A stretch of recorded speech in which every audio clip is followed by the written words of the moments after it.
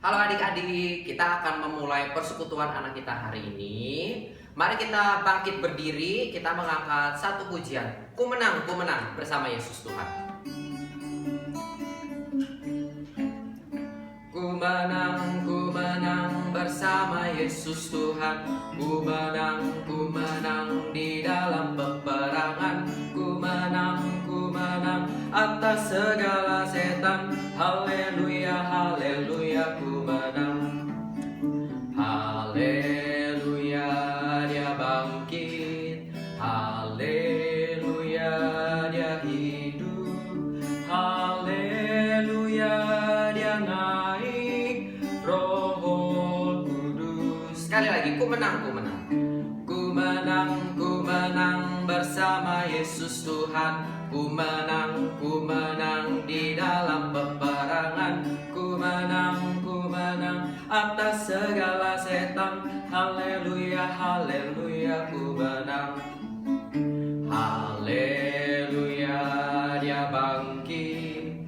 Haleluya, dia hidup. Haleluya, dia naik. Roh Kudus turun. Koko ada satu pengumuman ya, karena ini adalah bulan Oktober. Setiap minggu kita sedang membahas tentang misionaris. Apa tuh misionaris ya? Pekabar Injil yang menginjili di tanah negeri kita di Indonesia ya. Hari Minggu kita akan mendengarkan kisah tentang seorang penginjil, namanya adalah Don Richardson ya. Dia menginjil kepada satu suku di bagian Indonesia yang paling timur. Ada yang tahu bagian Indonesia paling timur di mana? Yaitu di Provinsi Papua. Dia akan menginjil kepada satu suku namanya suku Sawi. Ya, nanti kita akan mendengar kisahnya ya, sangat seru ya, karena suku Sawi ini ternyata punya satu kebiasaan yang unik, kebiasaan yang membuat kaget Don Richardson. Ya, dia punya satu kebiasaan yaitu anak pendamaian. Ya, mirip sekali dengan konsep Tuhan Yesus. Ya, kita akan mendengar kisahnya hari Minggu. Sekarang kita akan mendengarkan firman Tuhan. Koko mengajak kita boleh mengambil sikap berdoa, lipat tangannya. Mari kita mengangkat pujian. Ku buka hatiku untuk firman.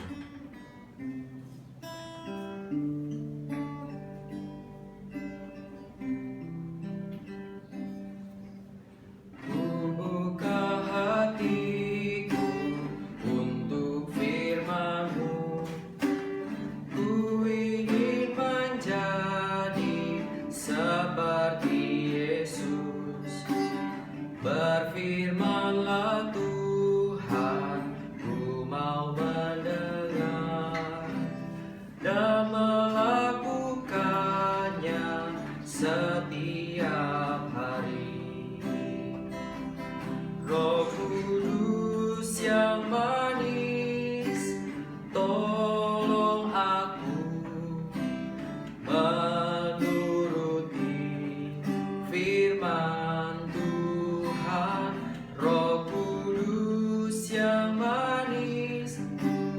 Jadikanku anak Tuhan yang manis. Ku buka hatiku.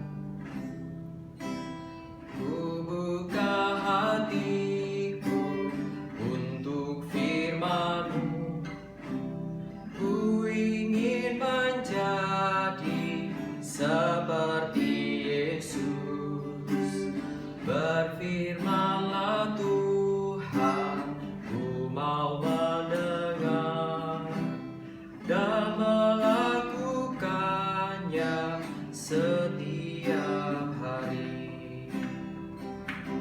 Roh Kudus yang manis, tolong aku menuruti firman Tuhan. Roh Kudus yang manis, jadikanku anak Tuhan yang manis. Mari kita berdoa. Tuhan Yesus, sebentar kami akan mendengarkan firman Tuhan. Kami memohon Allah Roh Kudus boleh mengajar kami, membimbing kami, membuat kami mengerti akan firman Tuhan. Tuhan tolong berkati guru-guru kami yang akan mengajar. Di dalam nama Tuhan Yesus kami berdoa. Amin. Selamat malam semuanya. Kita akan mendengarkan firman Tuhan. Sebelumnya mari kita bersatu dalam doa.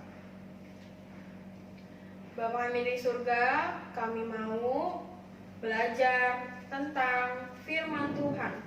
Tuhan tolong kami untuk mengerti firman yang diajarkan hari ini. Kami serahkan waktu ke depan hanya dalam tangan Tuhan saja. Di dalam nama Tuhan Yesus kami berdoa. Amin. Hari ini Cici akan membahas cerita Alkitab dari kitab Kisah Para Rasul pasal 22 ayat 30 sampai Kisah Para Rasul pasal 23 ayat 11. Sekarang coba dibuka Alkitabnya dahulu. Di Kisah Para Rasul pasal 22 ayat 30 sampai Kisah Para Rasul pasal 23 ayat 11. Sudah? Ya. Sekarang coba kalian lihat di Kisah Para Rasul 22 30. Judul perikopnya apa? Yaitu Paulus di hadapan Mahkamah Agama.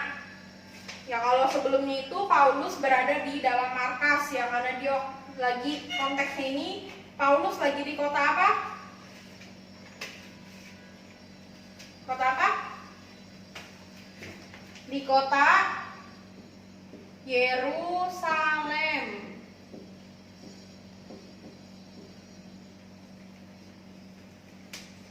Di kota Yerusalem, Paulus ditangkap.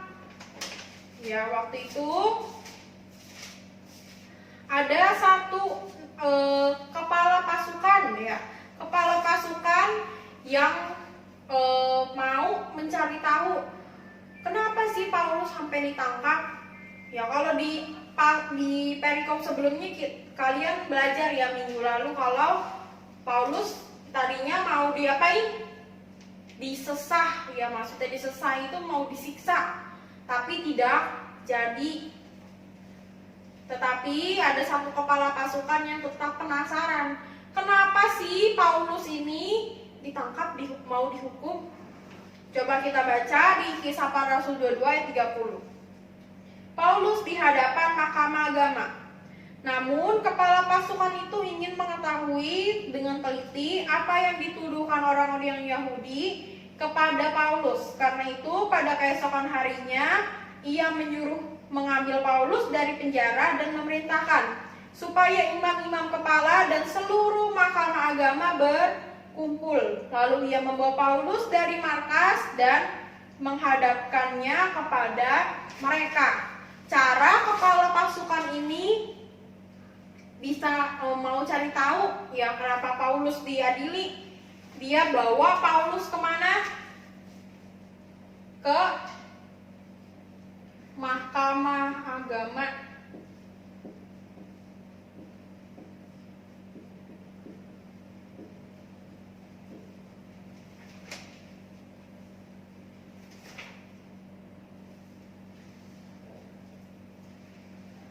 Mahkamah Agama ini juga bisa disebut sebagai Sanhedrin.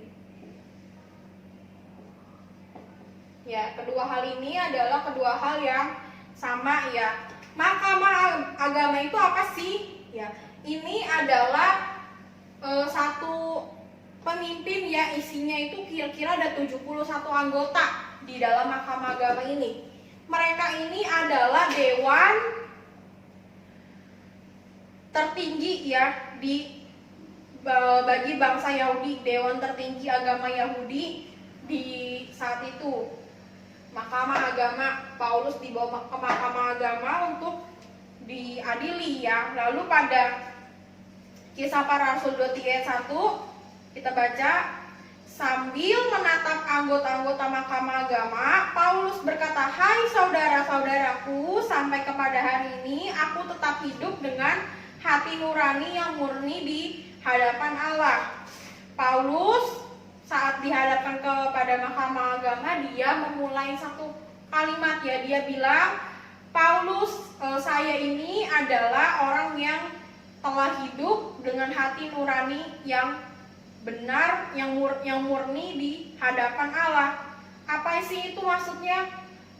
Hati nurani yang murni maksudnya adalah Paulus telah melakukan apa yang merupakan kehendak Tuhan. Ya, walaupun sedang diadili ya, banyak hal yang dituduhkan kepadanya, dia tetap berkata kalau saya ini, dia membela dirinya dengan bilang, saya ini orang yang telah melakukan apa yang benar di hadapan Tuhan. Mendengar kalimat itu, imam besar langsung menyuruh orang yang berdiri dekat Paulus untuk tampar Paulus. Di ayat 2 ya, kita baca, tetapi imam besar Ananias menyuruh orang-orang yang berdiri dekat Paulus menampar Paulus. Saat Paulus berkata seperti itu, dia ditampar ya. Lalu di ayat 3 kita baca, membalas itu Paulus berkata kepadanya, "Allah akan menampar engkau, hai tembok yang dikapur putih-putih. Engkau duduk di sini untuk menghakimi aku menurut hukum Taurat. Namun engkau melanggar hukum Taurat oleh perintahmu untuk menampar aku." Kemudian setelah Paulus ditampar, di ayat ketiga Paulus balas nampar, kan nggak mungkin ya. Paulus balas dengan satu kata ya. Dia bilang, "Allah yang akan tampar kamu, hai tembok yang dikapur putih-putih." Apa itu tembok yang dikapur putih-putih? Itu adalah satu makna, satu kalimat kiasan ya. Coba, ini adalah hal yang pernah dikatakan Yesus, tapi waktu itu Yesus mengatakan kalau itu adalah satu kuburan yang dilumuri cairan putih ya. Coba kita lihat di Matius pasal 23.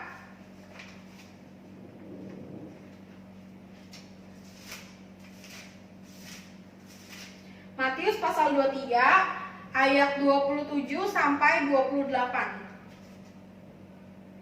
Mari kita baca.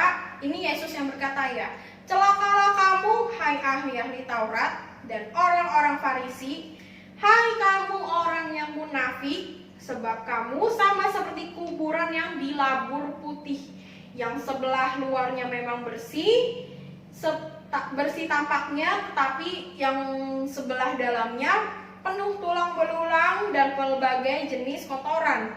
Demikian jugalah kamu, di sebelah luar kamu tampaknya benar di mata orang, tetapi di sebelah dalam kamu penuh kemunafikan dan kedurjanaan."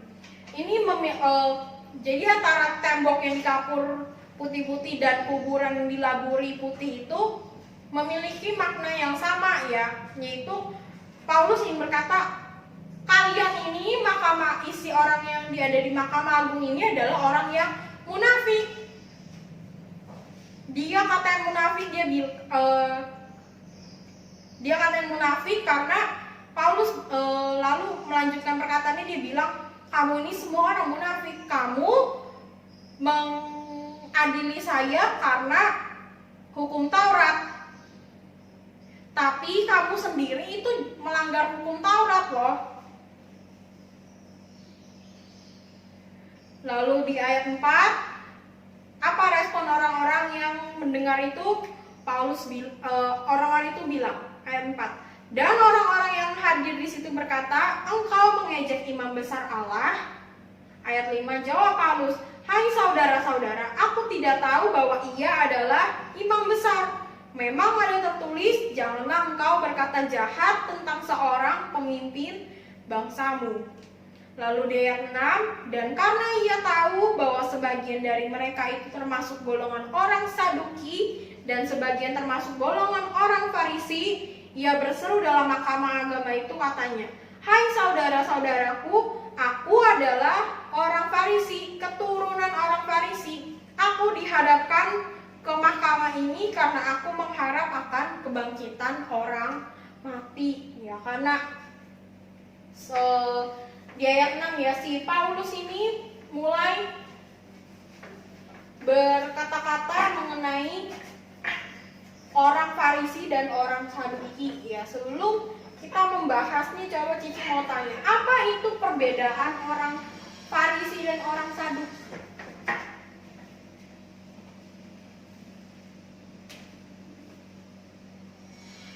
Ya. Orang Farisi dan orang Saduki. Siapa itu orang Farisi? Orang Farisi adalah orang yang istilahnya dia sebagai pengawas ya. Mereka adalah penegak dan pengamat hukum Taurat yang sangat teliti. Mereka hafal isi daripada kitab Perjanjian Lama, sehingga mereka tahu gak kalau penebus daripada Allah akan datang ke dunia. Tahu ya. Sedangkan orang Saduki ini adalah orang yang bekerja di bait Allah, terutama di dalam hal ibadah ya. Jadi orang Saduki yang bekerja di dalam bait Allah, mengurus setiap ibadah yang ada. Apa bedanya kedua kaum ini? Yang satu, kaum Farisi ini percaya adanya kebangkitan Tuhan Yesus, kebangkitan orang mati. Satu lagi, orang Saduki ini tidak percaya. Kita tahu dari mana orang Saduki tidak percaya ya. Coba kita lihat di Matius pasal 22.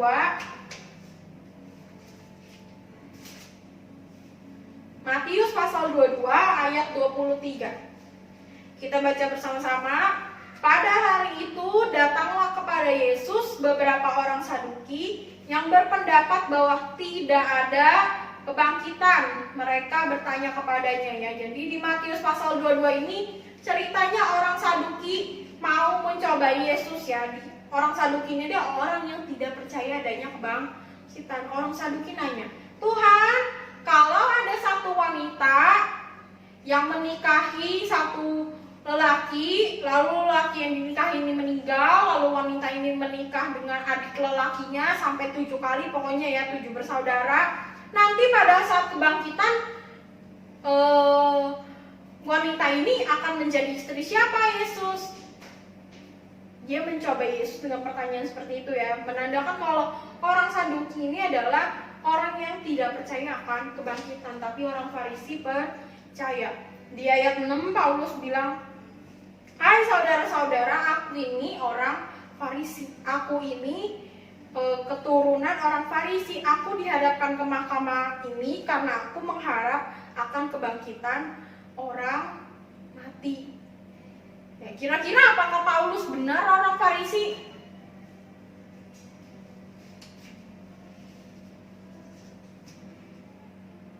Ya, mungkin ini adalah satu kalimat kiasan ya, mau menunjukkan kalau jangan saya aja yang diadili, saya ini memberitakan tentang Yesus yang bangkit. Orang Farisi ini percaya tentang kebangkitan. Kenapa dia juga tidak diadili ya? Setelah Paulus berbicara demikian, apa yang terjadi? Terjadi perpecahan ya di dalam sidang itu. Orang Farisi dan orang Saduki bertengkar ya. Kenapa? Karena satu percaya akan kebangkitan, satu tidak percaya. Timbul perpecahan ya. Ayat 7 coba kita baca ya. Ketika ia berkata demikian, timbullah perpecahan antara orang-orang Farisi dan orang-orang Saduki, dan terbagi-bagilah orang banyak itu. Lalu ayat 9, maka terjadilah keributan besar. Beberapa ahli Taurat dari golongan Farisi tampil ke depan dan membantah dengan keras, katanya, "Kami sama sekali tidak menemukan suatu kesalahan pada orang ini. Barangkali ada roh atau malaikat yang telah berbicara kepadanya." Ayat 10, maka terjadilah perpecahan besar sehingga kepala pasukan takut kalau mereka akan mengoyak-ngoyakkan Paulus. Maka karena itu ia memerintahkan pasukan untuk turun ke bawah dan mengambil Paulus dari tengah-tengah mereka dan membawanya ke markas. Ya, lalu di ayat 9 dikatakan terjadi keributan besar ya. Lalu orang Farisi jadi malah mengeluarkan satu kalimat yang membela si Paulus ya. Dia bilang, kami sama sekali tidak menemukan hal yang salah pada orang ini. Tadinya mereka adalah orang yang ikut mengadili Paulus, dia jadinya ikut bela Paulus ya. Kami tidak menemukan kesalahan ini, barangkali ada roh atau malaikat. Ya, mereka orang Farisi mengakui ternyata benar, mungkin ada roh atau malaikat yang datang kepada Paulus. Lalu di ayat 10 ya, di ayat 9 dibilang terjadi keributan besar. Lalu ayat ke-10 dikatakan lagi terjadi perpecahan besar ya. Ini menunjukkan situasi saat itu ya. Kalian bayangin, mungkin orangnya di sana sangat banyak, mungkin 71 orang itu ada dalam satu ruangan itu. Dengan satu kalimat Paulus terjadi keributan besar dalam saat itu juga. Paulus menyaksikan ya, pasti dia menyaksikan orang Farisi dan orang Saduki saling bertengkar ya. Terjadi perpecahan besar sehingga kepala pasukan yang tadinya bawa Paulus ke mahkamah agama, dia pikir, wah, bisa-bisa Paulus ini dipukuli ya, misal dibinasakan. Oleh karena itu kepala pasukan ini bawa Paulus balik ke dalam markas. Lalu di ayat 11, pada malam berikutnya Tuhan datang berdiri di sisinya dan berkata kepadanya, kuatkanlah hatimu, sebab sebagaimana engkau dengan berani telah bersaksi tentang aku di Yerusalem, demikian jugalah hendaknya engkau pergi bersaksi di Roma. Di ayat 11, tentu ya, coba kalian pikirkan bagaimana Paulus sudah menghadapi menerima tuduhan-tuduhan yang diterima yang dituduhkan kepada Paulus ya saat di Yerusalem. Karena di sebelumnya kalian udah pernah dengar ya, kalau saat Paulus datang ke Yerusalem mungkin saja penjara menantinya, kematian menantinya. Tapi Paulus tetap jalan, dia menjalani semua prosesnya, bahkan saat sampai di markas ini dan dihadapkan ke mahkamah agama, Paulus ikut tetap jalanin. Dan dengan berani dia tetap membela imannya, menyatakan imannya. Di ayat 11 Tuhan ini menceritakan kalau Tuhan memberi satu penguatan kepada Paulus. Secara khusus Tuhan datang kepada Paulus bilang, kamu harus menguatkan hati kamu. Kamu telah bersaksi tentang saya di Yerusalem. Saya akan percayakan tugas kamu, mempercayakan satu tugas kepada kamu, yaitu untuk bersaksi tentang aku juga nanti di Roma. Ternyata Paulus tidak akan mati begitu saja ya saat di Yerusalem. Tuhan akan yang melepaskannya sehingga nanti Paulus dibawa ke Roma. Di sana nanti Paulus juga diminta untuk tetap bersaksi tentang Tuhan. Tuhan menyatakan penyertaannya kepada Paulus. Paulus yang mungkin hatinya, walaupun di awalnya sangat begitu yakin ya, mungkin hatinya ada sedikit kesedihan, sedikit ketakutan ya. Tuhan menyatakan penghiburannya, penguatannya di ayat 11. Pada malam hari Tuhan datang kepada Paulus. Tuhan menyatakan penyertaannya dan tentu saja Tuhan akan memberikan keberanian yang diperlukan untuk melakukan tugas yang telah Tuhan percayakan kepada Paulus. Ketika kalian merasa ada hal-hal yang membuat kalian takut, khawatir ya, kalian harus ingat satu hal ya, Tuhan bisa memberikan kita satu tugas, Tuhan pasti juga memperlengkapi kita dengan keberanian yang harus dibutuhkan untuk melakukan tugas yang Tuhan percayakan kepada kita. Paulus ngapain sih tugasnya sampai dia mau ke Yerusalem? Satu ya, untuk beritain Injil. Tuhan tidak meninggalkan Paulus, sudah Paulus sana pergi beritain Injil, terus Tuhan tinggal. Enggak ya, sama yang seperti tadi dibilang ya, Tuhan memberikan satu tugas, Tuhan juga yang memperlengkapi Paulus itu dengan keberanian yang diperlukan. Kita bisa percaya kepada Tuhan untuk memberikan kita penghiburan, memberikan kita kelegaan, yang memberikan kita penguatan. Mari kita bersatu dalam doa. Bapa kami di surga, kami telah mendengar firman-Mu, kami bersyukur Kau adalah Allah yang hidup, yang menyertai hidup setiap kami masing-masing. Secara sadar atau tidak sadar, kami tahu Tuhan adalah Allah yang menyertai kami. Ampunilah kami kalau kami masih saja mempertanyakan keberadaan Tuhan dan penyertaan Tuhan. Biarlah Tuhan boleh tolong kami untuk terus percaya bahwa Tuhan adalah Allah yang hidup, yang menyertai setiap umat-Nya yang percaya kepada-Mu. Terima kasih ya Tuhan, hanya dalam nama Tuhan Yesus Kristus kami berdoa dan bersyukur. Amin.